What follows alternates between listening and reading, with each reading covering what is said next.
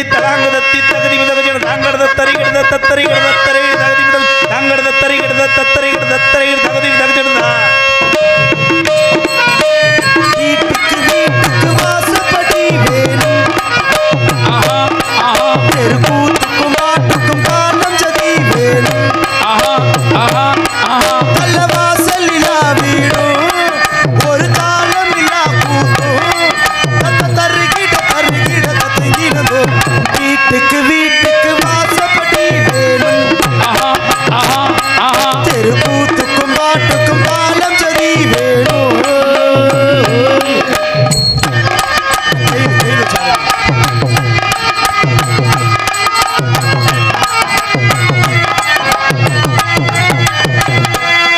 அலையாடிடுவாள் கடல் மட்டும் அதில் முத்த எடுப்பவன் கஷ்டம் இங்கு யாருக்கும் தெரியாது உள் மனசில 1000 பாரம் அது பாட்டில ஓடிடு தூரம் இங்கு யாருக்கும் புரியாது ஒன்னில்லாம ரெண்டும் இல்லை ஆணில்லாம பெண்ணும் இல்லை பெண்ணில்லாம யாரும் இல்லை துன்பமில்லா பேரும் இல்லை வாசலில்லா வீடும் ஒரு தாளமில்லா கூத்தும் தருகிட தருகிட தத்துங்கிடும் வீட்டுக்கு வீட்டுக்கு வாசப்படி வேணும் தெருக்கூத்துக்கும் மாட்டுக்கும் தாளம் சதி வேணும் தந்தானே தானே நானே தானே நானா தந்தானே தானே நானே தானே நானா தந்தான தந்தான தந்தான தந்தான தந்தான தந்தான புது மாப்பிள்ள பொண்ணையும் பாரு 2 மாடுகள் கூட்டி நீ ஏறு நீங்க வாழணும் பல்லாண்டு பொது மல்லிகை மெத்தைய போட்டு அதில் மன்மத வித்தைய காட்டு நான் கேட்கணும் தாலாட்டு ஆடையில்லா உடலும் இல்லை அலைகள் இல்லா கடலும் இல்லை ஆசையில்லா மனசும் இல்லை ஓசையில்லா மணியும் இல்லை வாசலில்லா வீடும் ஒரு தாளமில்லா கூத்தும் தருகிட தருகிட தத்தங்கிடதோ வீட்டுக்கு வீட்டுக்கு வாசப்படி வேணும் தெருக்கூத்துக்கும் மாட்டுக்கும் தாளம் சதி வேணும்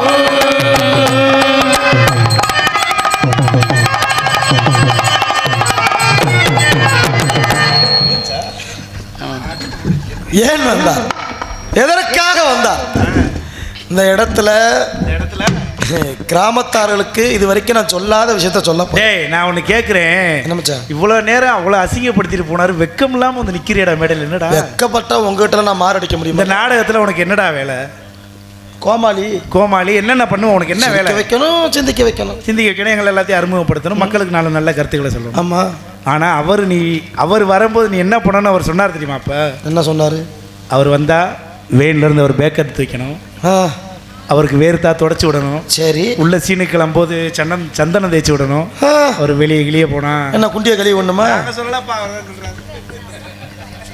எனக்கு என்னமோ இது அவர் சொன்ன மாதிரியே தெரியலையே ஓ மேலே கொஞ்சம் சந்தேகமா இருக்கு இல்லடா கேட்டு பாரு மக்கள்கிட்ட ஆனா நீ உன்னை பார்க்கல மாமா வேலை பார்க்குற மாதிரியே இருக்கு பார்த்தும் பிரயோஜனம் இல்லை என்ன பண்ணதுக்கு அவர் எவ்வளவு தூரம் சொல்லியிருந்தா கூட பேசாம இருந்திருப்போம் இன்னொரு வார்த்தை சொன்னாரா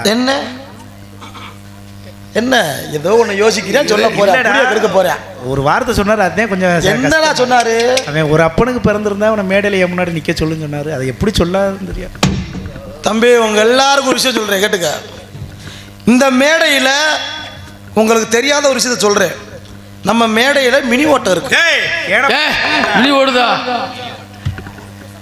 முனிவர் வர்றாருன்னு சொல்லு ஏங்க முனினாலே பயப்படுறீங்க உன்னைய முடியல நல்லா பேசாம கிராமத்துல எல்லா பேரும் சொல்லுவா பார்த்திருக்கீங்களா வேப்ப மரத்துல முனியாடுது தென்னை மரத்துல முனியாடும் பனை மரத்துல முனியாடும் உண்டு நான் சொல்றேன் எந்த மரமா இருந்தாலும் சரி காத்தடிச்சா முனி மட்டும்தான் ஆடும் ஆடி அமைக்கிட்டு தான் அவ்வளவு அறிவா பேசுற உனக்காக எங்க பக்கமல 4 பேர் சேனை பழம் தர மாப்பிள்ள நீ வச்சு தின்னு வரட்டும் நக்கி பார்க்கலாம் விசாரிப்போம் ஆளை விடாத விட மாட்டேன் அது மோசமானாலே நீ நாரதரை சொல்றேன் இந்த நிக்கிறாருல கொஞ்சம் தள்ளியே நில்லுங்க கவட்டில் வைவேன் கதையின் சாராம்சத்துக்கு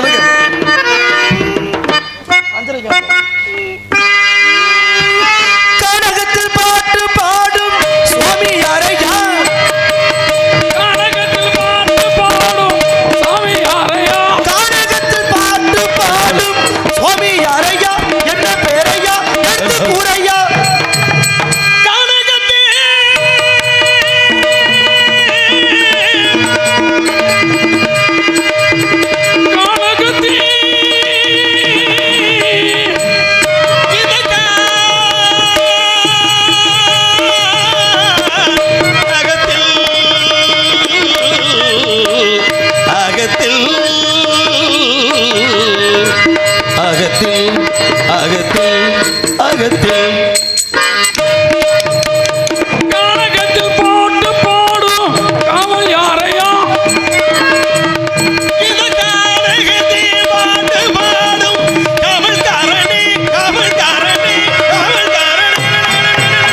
எங்கிருந்து எங்கு வந்த எந்திர கால சாமியே சாமியே எங்கிருந்து எங்கு வந்த எந்திர கால சாமியே என்ன தரம் இருக்கு எடுத்துரு காமி காமி காமி கட்டுக்கு வந்ததே நீ என்ன காரணமோடா கட்டுக்கு வந்ததே நீ என்ன காரணமோடா உங்கள் தலை வீதி பகல் இதுவோ மகனே மகனே மகனே மகனே யார் யானி யாரப்பா நீ என்னையா என்ன ஓடுறேன் என்னமோ புரிச்சு என்ன சாமி இவ்வளவு தூரம் உயிர்வோ பாடி வர்றீங்க, உங்களை மதிக்காம இப்படி போயிட்டானே என்ன மதிக்கலையா சாமி? அப்ப உங்க நாட்டுடைய பண்பாடு தானா சாமி அப்படி இல்ல சாமி, பிறகு அவன் நிறைய படிச்சிருக்கேன் சாமி. அந்த ஒரு படிச்சிருக்காரா? ஆமா ஓ அந்த படிச்ச மம்பதை சாமி. புராணங்கள் எத்தனை? புராணங்கள் 18. அவனுக்கு 20 தெரியும் சாமி. 20? 2 எங்க இருந்து வந்துச்சு? அப்ப இதிகாசங்களை படி தரோம். இதிகாசங்கள் எத்தனை? இதிகாசங்களும் 2 தான். அவனுக்கு 7 தெரியும். 7? 5 எங்க இருந்து? ஆயக்கலைகள் எத்தனை? ஆயக்கலைக்கு 64. அவனுக்கு 69 தெரியும். 69? யாரு? கதை தெரியும். கதையா? நான் கூட சரி இப்ப பார்க்கலாமா சாமி? நம்ம அந்த பட்டிமன்றத்துல நடுவரா இருப்பார் ஐயா சாலமன் சாலமன் பாப்பா, இலக்கியத்துல மிகப்பெரிய பெரிய தமிழ் பேராசிரியர். அவருக்கே இலக்கணத்துல சந்தேகம்னா இவனுக்கு தான் போன அடிச்சு கேட்பாரு. சாலமன் பாப்பா சந்தேகத்தை பத்தி கேட்பாரா?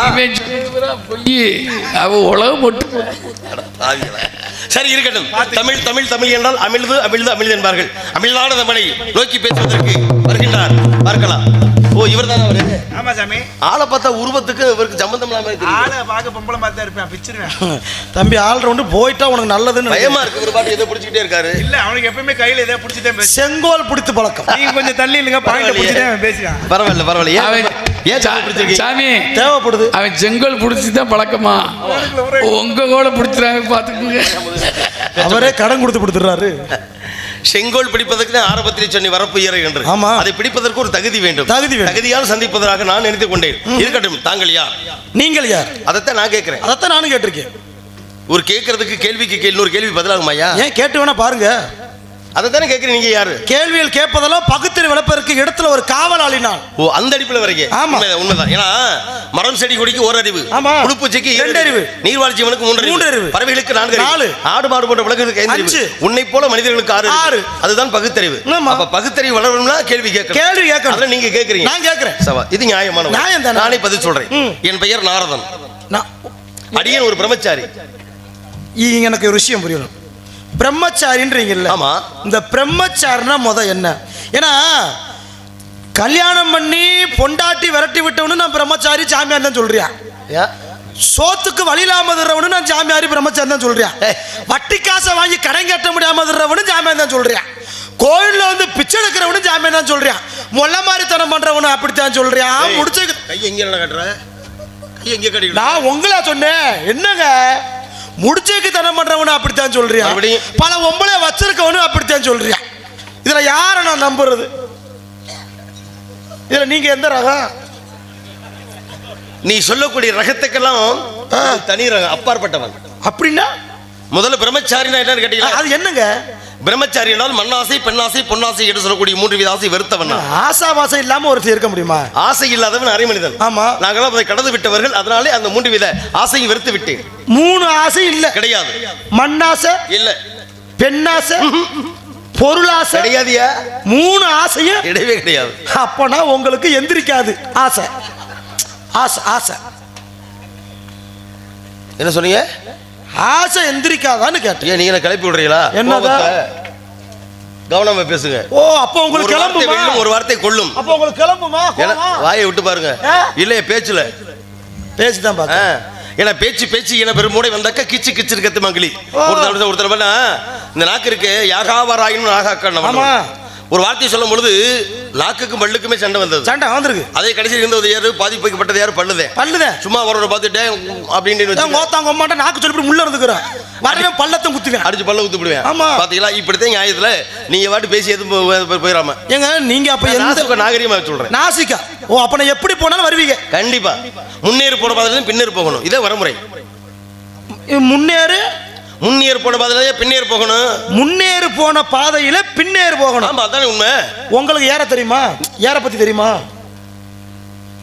நீங்க தான் சொன்னீங்க முன்னேறு பின்னேறு. அதை சொல்றேன். சரி, நீங்க வேணா முன்னேறி போங்க, நான் பின்ன ஏறுறேன். என்ன ஒரு மாதிரி சைஸா பாக்குறீங்கள? இல்லையா, உங்க வழியை பின்தொடர்ந்து வர்றேனே.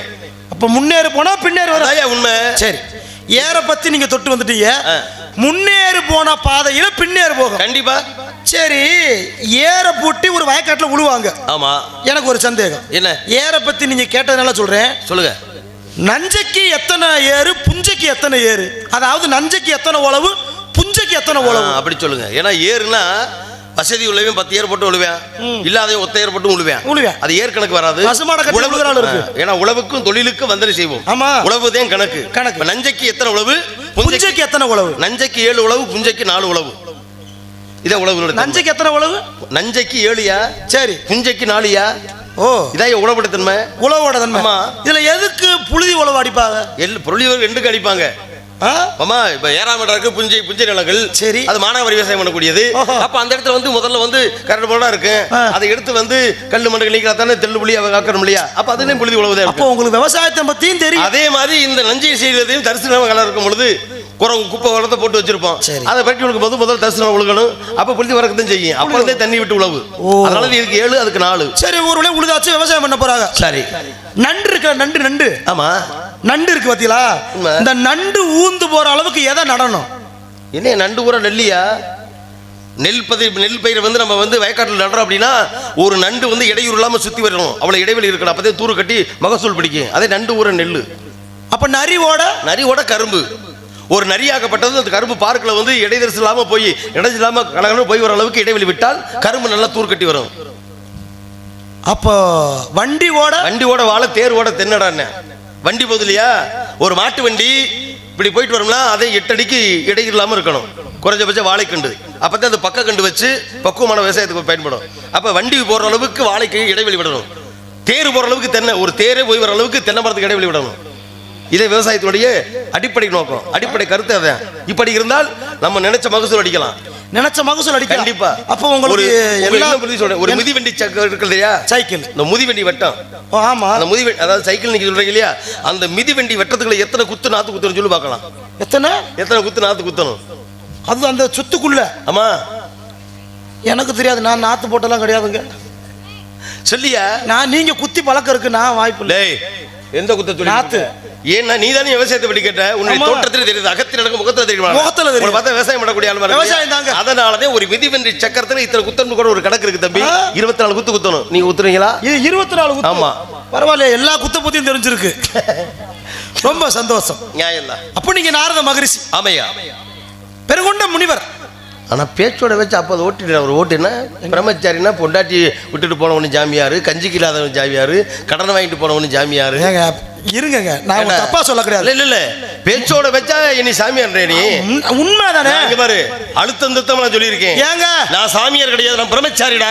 உங்க தோட்டத்துல காவி நேரம் உடஞ்சா இருப்ப, அதை சொல்றேன் நானு. யாரவே என்ன ஒரு வித்தியாசம் தான். அப்ப உள்ள சாமியாருங்க பொம்பளை ஆளுங்க போனா விபூதி கொடுப்பாங்க. ஆனா இப்ப இருக்கிற சாமியாருங்க போற பொம்பளைகளுக்கு புள்ளைய கொடுத்து விட்டுறீங்க. உங்களை நம்பி எங்க கோயிலுக்கு போக முடியுதா? நான் கேட்கிறேன். காவி கட்டினவெல்லாம் சாமியாராடா? காமாலக்காரனுக்கு கண்ணு கட்டதான் மஞ்சளா தெரியுற கதையா இருக்குது. இப்ப காவி வெட்டின சாமியார் இல்ல, இப்ப தாடி வச்சவெல்லாம் சாமியார். ஒரு விஷயம் எல்லாம் புரிஞ்சுக்கோங்க, காவி எப்ப கட்டணும் ஒரு வரம்பு இருக்கு. இப்ப எல்லா வேலையும் கட்டுறேன், ஆனா அப்படி கிடையாது. எப்ப சாவி வேலை செய்ய அப்பத்தையும் காவி கட்டுவேன். என்னது அது ஒரு சாவி வேலை செய்யலாம் தான் காவி. நீ புரிஞ்சா புரிஞ்சுக்க. அதுக்கு மேல எப்பொழுதுமே இலைமறை காய்மறையா இருக்கணும். தாமரையில தண்ணி விட்டா இப்படி ஒட்டி விட்டாம இருக்கு, அது மாதிரி தான் பேச்சு இருக்கணும்.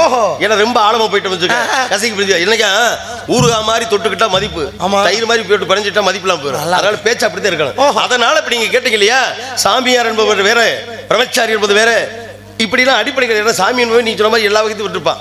அது நமக்கு தேவையில்லாது. நான் பிரம்மச்சாரினா ஆசையில் விருத்த எல்லாத்தையும் ஆண்டு அனுபவிச்சு முடிச்சவன்.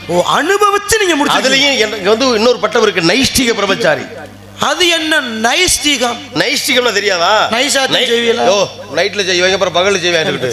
நைஷ்டிகம்னா ஒரு இப்ப ஒண்ணு இல்ல, ஒரு ஆண் மகன் இருக்கான், ஒரு பெண் இருக்கிறார். பெண்ணுக்கு வயதுக்கு வந்தோம், இப்ப பெரிய மனுஷன் நம்ம சொல்றோம். ஒரு ஆம்பளைக்கு அவன் இளைஞனாட்ட கும்பரநாட்டம் எதை வச்சு கண்டுபிடிப்பீங்க? ஆம்பளை பையன் வயசுக்கு வந்துட்டானா முண்டிக்கிட்டு வந்துடும். மூக்கு கீழே மீச முண்டும் முண்டும். அப்ப முன்றதை வச்சு கண்டு அரும்பு மீச முன்றுச்சுன்னா அவன் பருவம் வளர்ந்துட்டான்னு அர்த்தம் தானே. அப்ப அப்படி வந்தவனுக்கு அந்த இன்பம், அந்த இளமை, அந்த வேகம், காம உணவு எல்லாம் வந்துடும் இல்லையா? அந்த ஆசாபாசம் அனுபவிக்கும் ஒரு விந்து என்பது வெளிப்படும் இல்லையா? கண்டிப்பா வெளிப்படும். இது இந்த விந்தாகப்பட்டது விழக்கூடாது. இதை விந்தை வந்து வெளியில விடாம நல்லா புரிஞ்சுக்கணும். இப்ப எனக்கு இருக்குன்னா என்னுடைய விந்தை வெளிப்படாமல் பின்னால முதுகு தண்டு இருக்கு இல்லையா, அந்த முதுகு தண்டு வளமாக எந்தவித சக்தி யோகம் இல்லாமல் தானாவே எனக்கு உச்சந்தலைக்கு ஏறும். அதுக்கு பேர் குண்டலின்னு ஒரு சக்தி இருக்கு. குண்டலினி அது மாதிரி மேலே ஏறி அந்த உச்சந்தலைக்கு போய் மறுபடியும் உள்ளாக்கு வழி அமிர்தமாக மறுபடியும் இந்த இருப்படத்துக்கு வந்துடும். இப்படி சுழற்சி முறை போயிட்டே இருக்கும். ஓஹோ. அப்ப இந்த விந்தை வெளிப்பட விடாமல் ஒரு துளி கூட வீணாக்காமல் அது மறுபடியும் உள்ளே அமிர்தமாக்கி விட்டோம்னா நரை, திரை, பிணி, மூப்பு, சாக்காடு என்று சொல்லக்கூடிய பஞ்ச நிலையம் கடந்தவன் அவன் நாரதன். அதனால தான் எனக்கு பேர் நைஷ்டிக பிரம்மச்சாரி. ஓ, நீங்க மத்த பிரம்மச்சாரிக்கு எனக்கு வித்தியாசம் இருக்கு. ஓ, மத்தவங்களுக்கும் உங்களுக்கு நிறைய இருக்கு. ஆமா. சரி, இப்ப நீங்க விவரம் தெரிஞ்சவரா இருக்கீங்க. உமது தந்தையாரோட திருநாமோதயம் என்ன? பிரம்மா. அவர் என்ன வேலை? பிரம்மை வந்து படைக்கிற தொழில் தானே? ஆமையா. இப்போ ஒரு மனுஷனோட தலையெழுத்து இருக்கு பாத்தீங்களா, அவன் என்ன தலையில எழுனானா அப்படி சொல்றாங்கல்ல, அவன் தலையெழுத்து போய் சேர்ந்துட்டான். தலையெழுத்தெல்லாம் எழுதுறது யாரு? அது எங்க அப்பா தான். உங்க அப்பா தான் அந்த எழுத்தாணியை கொண்டு தலையில எழுதுறாரு. உனக்கு இவ்வளவு தாண்டா ஆயிலு, நீ இப்படி நடக்கணும் வைக்கணும்னு சொல்லி. இப்போ ஒரு பூலோகத்துல ஒரு ஆம்பளைக்கு பொம்பளைக்கு கல்யாணம் முடிஞ்சு போயிருது. கல்யாணம் முடிஞ்சா அவங்களுக்கு ஒரு குழந்தையும் பிறக்குது. இந்த குழந்தை பிறந்ததை போய் உங்க அப்பா எந்த கணக்குல எழுதுவாப்புல? அது என்ன கணக்கு? பிள்ளை கணக்கியா? எப்படி? இல்லப்பா, இப்ப நம்ம கரச கலாமட்டியும்ல, எப்ப ராமசாமி உனக்கு எத்தனை பிள்ளைன்னு கேட்கறாங்கல்ல, அவர் சொல்லுவார் எனக்கு 2 ஆணும் 2 பொண்ணுங்க, 4 பிள்ளைங்க மொத்தம் சொல்றான் இல்லையா? அது பிள்ளை கணக்கு. பிறந்தால் பிள்ளை கணக்கு. அப்ப போடுறது ஆட்டி காட்டுற என்கிட்டயா? ஏடா எனக்கு ஆட்டி காட்டுற போடுறதுன்னு கால் வலிக்குது. போடுறது ஆட்டாத போடுவது என்ன எதை போடுறது காட்டிக்கிட்டு இருக்கேன் சுத்திக்கிட்டு. போடுவது குட்டி கணக்கியா? சொல்றாரு என்ன முனிசாமி, என்ன ஆடு சனையாடு சாமல எத்தனை குட்டி போட்டிருக்கு கேட்கறாங்க இல்லையா? பிறப்பது பிள்ளை கணக்கு, போடுவது குட்டி கணக்கு. அப்ப பொரிப்பது குஞ்சு கணக்கு. முட்டை பொரிஞ்சா என்ன வரும்? குஞ்சு வரும். சிப்ப திறந்தா சப்புன்னு கொடுத்துருவேன். கிளப்பி விட்டுக்கிட்டே இருக்க கோபத்தை, உரிமையா போய்கிட்டு இருக்கேன். சரி, கோவப்படாதீங்க. ஒன்னு சின்ன பையன் கேட்டுக்கிறேன். அப்புறம் உன் ஜவுரியத்தை பேசிக்கிட்டு இருக்க. சரி சாமி மன்னிச்சுக்கங்க.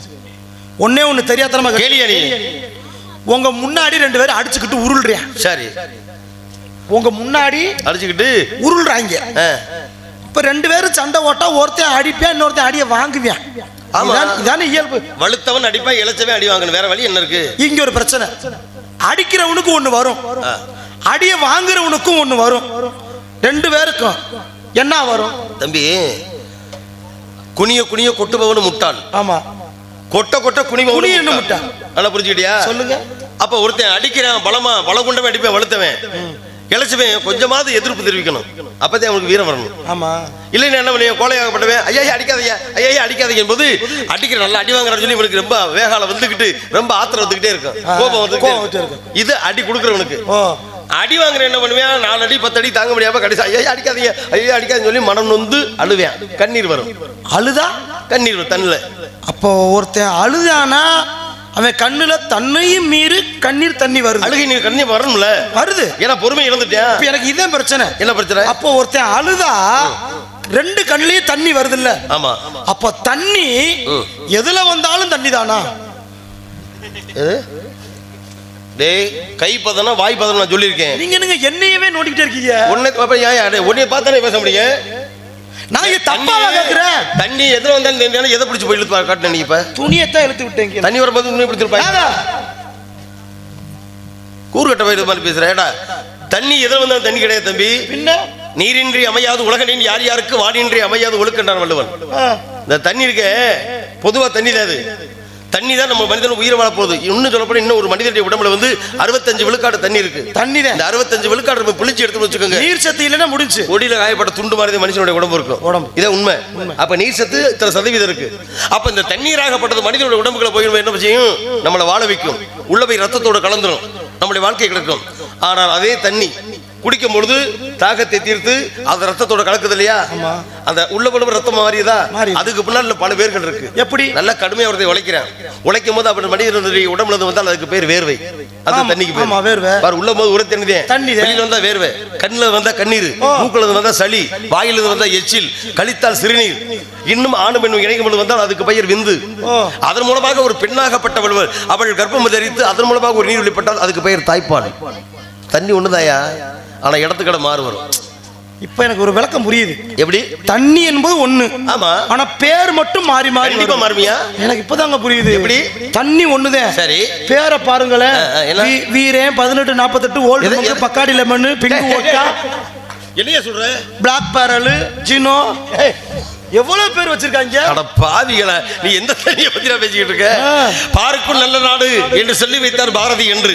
நீ இன்னைக்கு பார்ல போய் கிடையா கிடந்து இப்ப ஏசி பாரா இல்ல நார்மல் பாரா தெரியல. ஏசி பாரா அதை பத்தி போவாரு. அப்புறம் ஏசி பாரு, அப்புறம் ஏன்டா போன யோசிப்பாரு.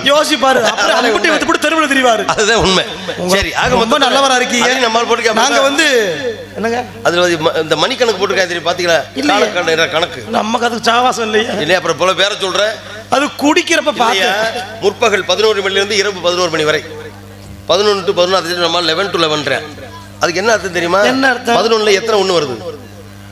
11ல 11 ஒண்ணு தான் வருது. 2 ஒண்ணு வருதா? ஆமா 2 ஒண்ணு. இங்கிட்டு இரவுல 2 ஒண்ணு வருதா? ஆமா. நாளைக்கு பார்த்தா 4 கால். ஆமா. கடைசி 4 தூக்கிட்டு போறதுக்கு தான் முடிவுன்ட்டேன். ஆட சண்டாலத்தனமே. அப்படி தயாரிக்கு நாட்டில் இருக்காங்க. எது எங்கெங்க போகணுமோ அதான் இங்க இருக்கலையா? கண்டிப்பா கண்டிப்பா. அதனால நீங்க கேட்கக்கூடிய கேள்விகளுக்கு தக்க பதில் உரைக்க தயாரா இருக்கீங்க. இருந்தாலும் நாங்க தென்னை போனதுக்குள்ள காட்டுக்குள்ள காவ காக்குறோம் சாமி. நீங்க சத்தம் கடிச்சு ஆளோசம் பாடியது யார்? என் தங்கச்சி வள்ளி நாயகி. வள்ளியா? ஆமா வள்ளி வள்ளி வள்ளி. எங்க? உள்ளே இருக்கின்ற. பார்க்கலாமா? முடியாது சார். நான் ஒரு பெண்ணை வெகு நாளாக திருமணம் செய்ய ஆசை கொட்டுப்பட்டு இருக்கேன். சரி பரவாயில்ல, நல்ல விஷயம் தானியா? நல்ல விஷயம் தான் சாமி. பரிசமெல்லாம் போட்டுட்டோம். அவங்க அம்மா எனக்கு பொண்ணை கொடுக்க தவதாயப்பட்டு கிடக்குது. சரி.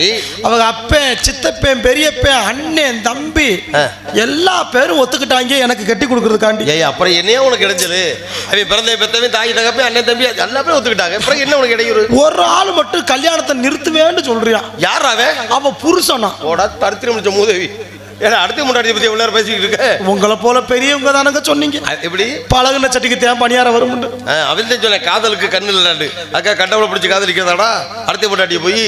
ஏன் சாமி எனக்கு ஒரு சந்தேகம். நீங்க பணியார சட்டி எல்லாம் பாத்திருக்கீங்களா? நான் உண்ணுவது கிடையாது உறக்குவது கிடையாது. எனக்கு எதிரிய பணியார சட்டி சும்மா பாத்திருக்கீங்களா? அது பாத்துருக்கேன். உலகத்துல எத்தனையோ கண்கொள்ளா காட்சிகள் இருக்கு. அதுல அதுவும் ஒண்ணு. சரி பணியார சட்டில எத்தனை குழி இருக்கும்? ஜடாது நம்ம நானும் பணியார சுட்டி வித்துக்கிட்டு இருக்க மாதிரி என்கிட்ட கேட்டுக்கிட்டு இருக்கேன். சரி பணியார சுட்டின்னு சொல்லும்போது ஒரு சின்ன இதுகள் வந்து 3 இருந்துச்சு, 5, 7, 12 இப்படிலாம் இருந்துச்சு. ஆனா இப்ப அப்படி கிடையாது. இப்ப 124 குழி இருக்குடா. அது எங்க இருக்கு? இருக்குயா.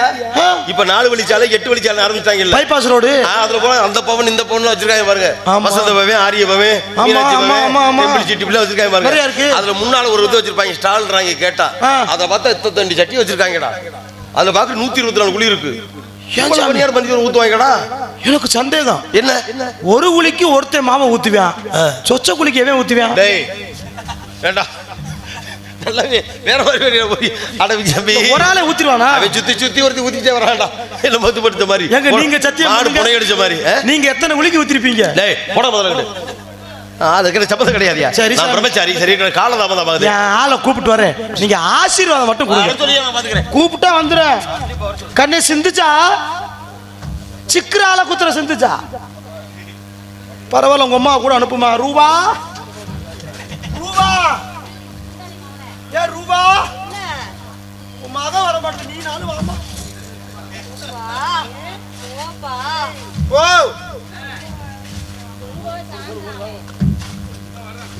வா வஞ்சி கொடியே வா, வண்ண நிலவே வா, போடாத ரயிலே வா. மாப்பிள்ள நாரதரை பேசியே விரட்டிட்டியே. இதை கெடுத்தது திம்மே குடிக்க நீ ஒரு ஆள் தாண்டா. நல்லா இருந்த மனுஷன் என்னென்னமோ கிளப்பி விட்டு போயிட்டு.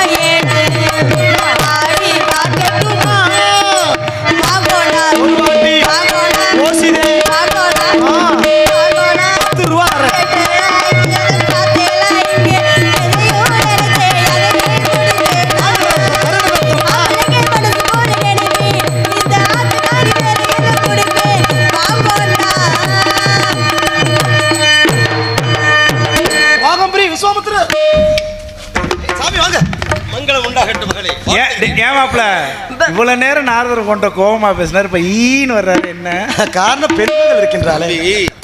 பெண் என்றால் பேயும் இறங்கும்ல. அப்படியா? பேஞ்சா இறங்க முடியோ?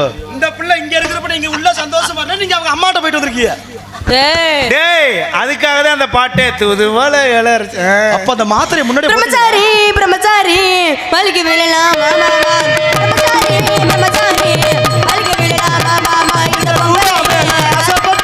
மல்லிகை விழலாம் மாமா, அச்சமடை நான மறந்தாச்சா காத்தோடு காத்தாக பறந்தாச்சா, அச்சமடை நான மறந்தாச்சா காத்தோடு காத்தாக பறந்தாச்சா.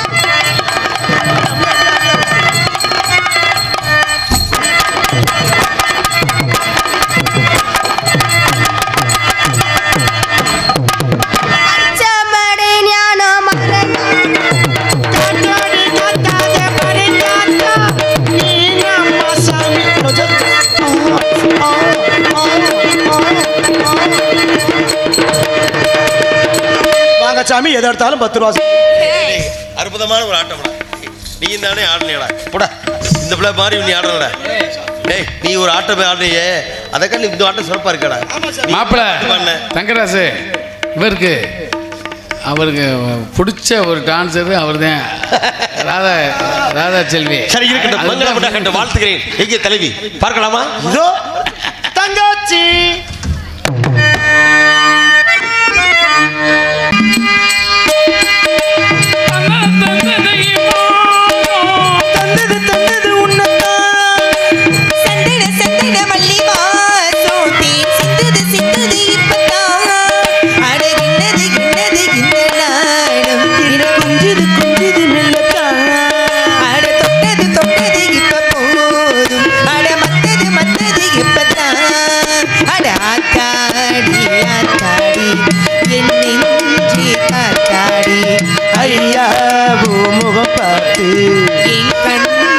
கண்ணாடி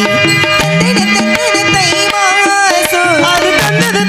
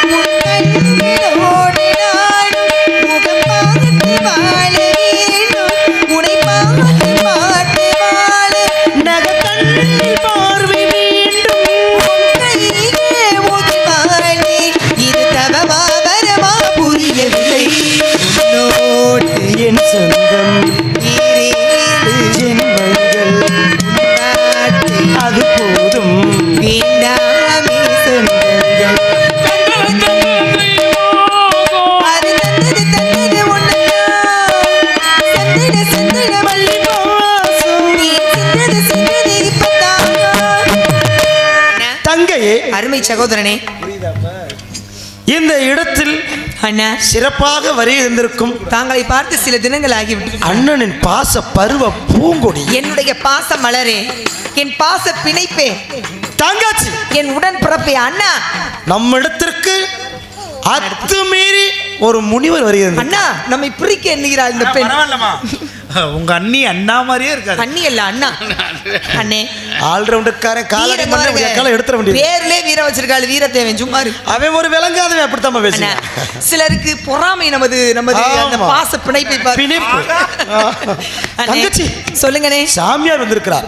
சாமியார்? அரை நாரதாராமா நாரதர்? நொய்யின்னு பேசிக்கிட்டே இருக்காங்க.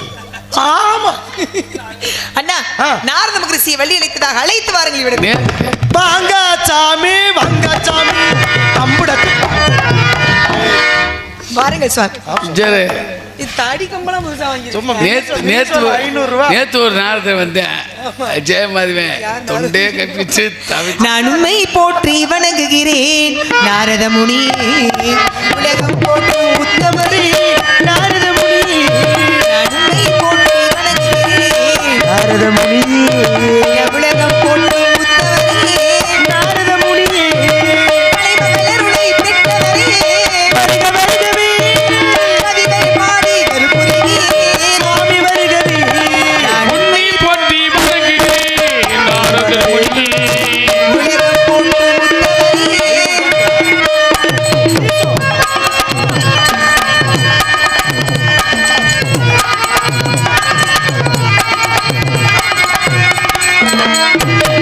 பயந்தமை பாடிடும் பாரதி, பன்னிசை பாடிடும் பாவலரே வருக வருகவே. காலங்கள் போற்றிடும் காவிரரே, கண்ணகி தாய்க்கு மருமகனே சுவாமி வருகவே. முறைகாதலை மறைகாதல் ஒன்று முறை போற்ற வாழ்த்திடவே, குடி போற்றும் மூவரே வருவீரின் கணம் எங்கும் பெண்மண் வருகே வருகே சுவாமி வருகே. போற்றி வணங்குகிறேன் நாரத முனி. உலகம் போற்றும் உத்தமரே நாரத முனி. வருக வருக, எல்லா வேதங்களும் போற்றும் இசை மேதைய வருக, இருடைய வருக, கலைவாணி தவப்புதல்வரை வருக, ஞானத்தின் திருவுருவை வருக, நான்மறையின் தனித்துவமை வருக, வானத்தின் இசை என்று மண்ணில் வளர் மதி கொழுந்தே வருக என்று என் சார்பாக, என் அருமை நாட்டு மக்களின் சார்பாக, என் அண்ணன் தோழியர் சார்பாக, எங்கள் சிறப்பான இசை கலைஞர்கள் சார்பாக தாங்களை வரவேற்பதில் பெரும் மகிழ்ச்சி அடைகிறேன். வாருங்கள், வந்த காரணத்தை எடுத்து கூறி அடியை வாழ்த்துறேன். மங்களம் உண்டாகட்டும். வாங்க சாமி. வாருங்கள் சாமி, எனக்கு ஒரு வரம் கொடுங்க சாமி. என்ன வர வேண்டும் கேளுங்க. சாமி, இவ்வளவு அவன் நல்லா என்ன கேட்பேனா? கேளுங்கள், என்ன வேண்டுமாலும் கேளுங்க. அவனை எப்படியாவது ஆம்பளை ஆக்கிருங்க சாமி. இவ்வளவு நேரம் நல்லா பேசுனீங்க, உங்களுக்கு எனக்கு என் சார்பா ஒரு பரிசு கொடுக்கலாம் நினைக்கிறேன் சார். எனக்கா? ஆம் சாமி. நான் யாரிடம் பரிசு பெறுவதில்லை. ஆம் சாமி. இருந்தாலும் நீங்க விருப்பப்பட்டு கொடுக்குறீங்க. ஆம் சரி, சார். பரவாயில்ல. என்ன பரிசு? இந்த அழகு பெண்ணை வேணா நான் வச்சுக்கிறேன், நீங்க வேணா இவங்க அம்மாவை வச்சுக்கோங்க சார். போடா, கூறுகட்ட சும்மா.